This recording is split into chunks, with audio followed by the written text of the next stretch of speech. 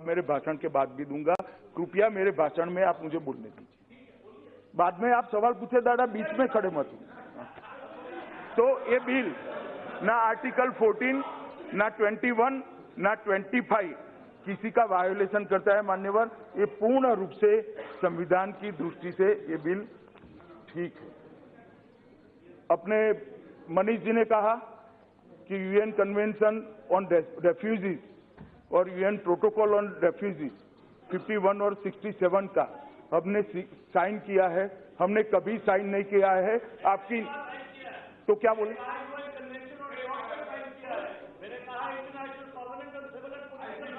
नहीं, वो ठीक है, मगर हमने कोई रेफ्यूजी पॉलिसी को स्वीकार नहीं किया है। और शशि थरूर जी ने कहा, मैं फिर से श्रीमान राजनाथ सिंह जी ने जो कहा है सदन के सामने रिपीट करना चाहता हूं। ये सरकार मानती है कि कोई रेफ्यूजी पॉलिसी की जरूरत नहीं है। हमारा कानून पर्याप्त है। भारत सरकार तय करे वो सारे रेफ्यूजी को शरण दें। कि पारसी गुजरात के किनारे आए, एक दूध का ग्लास भेजा राजा ने, उन्होंने अंदर शक्कर डाली और उन्होंने कहा कि हम घुल मिल कर रह जाइए, ये हमारी परंपरा है। पारसी को स्वीकार लिया। मनीष जी भूल गए, पारसी भी धार्मिक रूप से प्रताड़ित होकर आए थे, वैसे नहीं आए थे। जब उनको ईरान से भगाया गया, उनका धर्म, पारसी धर्म अस्तित्व में खतरे में आया, तब भारत ने शरण दी थी। और आज भी जो जिनको धर्म खतरे में आया, जिनको अपने परिवारों का प्रोटेक्शन करना था, वो आए, उन्हीं को हम शरण दे रहे हैं। मनीष जी, आपने जो उदाहरण दिया वो आपके ही दलील के खिलाफ है। उन्होंने किया, कहा भाई,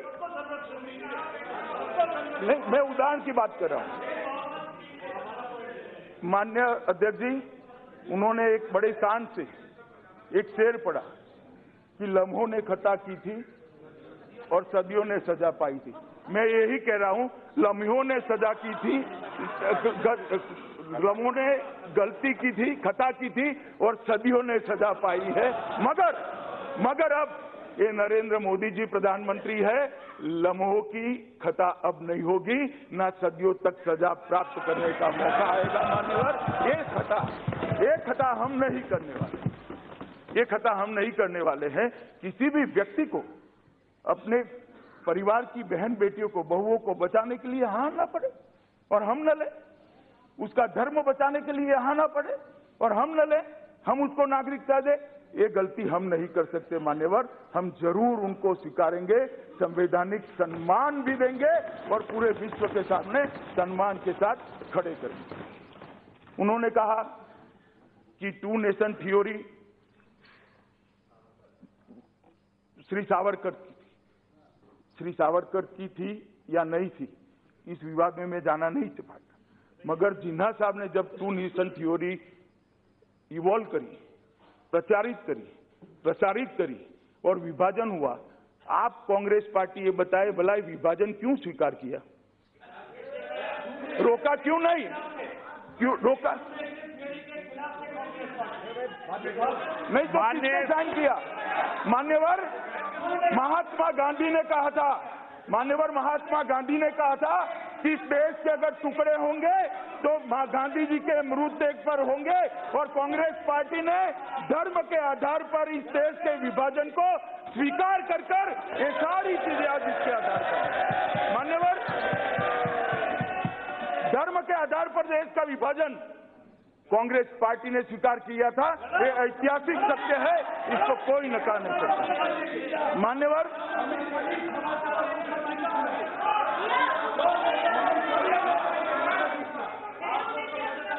बाद में पूछो। मान्यवर दयानिधि मारन जी ने कहा कि आप पाक ऑक्यूपाई कश्मीर को मानते हो, उसके नागरिकों को नहीं मानते हो। दयानिधि मारन साहब, आपको वास्तविकता मालूम नहीं। पाक ऑक्यूपाई कश्मीर भी हमारा है, उसके नागरिक भी हमारे हैं। और आज भी कश्मीर की असेंबली के अंदर 26 सीट हम इसके लिए रिजर्व रखे, 24 सीटें रिजर्व रखे हैं। आपको मालूम नहीं है। बोलना सरल है और बोले के हिसाब से करना बड़ा कठिन है। और मान्यवर, उन्होंने कहा श्रीलंका के लोगों को क्यों नहीं दिया? मैंने सुबह भी जब पुनर्स्थापन के वक्त विरोध आया था तब कहा था कि अलग अलग समय पर अलग अलग प्रकार से नागरिकता दी गई है। जैसे विभाजन के बाद सभी को दी गई, जो आए वो सभी को दी गई। 71 में बांग्लादेश से आए दी गई। दंडकारण्य में 1959 में जो बांग्लादेश से आए दी। तमिलनाडु के जो भाई लंका से आए उसको भी दी गई। 3 लाख लोगों को उनकी प्राकृतिक वृद्धि के साथ श्रीलंका की नागरिकता लाल बहादुर शास्त्री और बंडार नायक के बीच 64 में जो समझौता हुआ, ये एक सेकंड, मैं वो वहां से नहीं, मैं यही कह रहा हूं कि इसमें भी प्लीज, इसमें भी एग्रीमेंट था भाई, इसमें भी एग्रीमेंट था। बैठे, उसके बाद में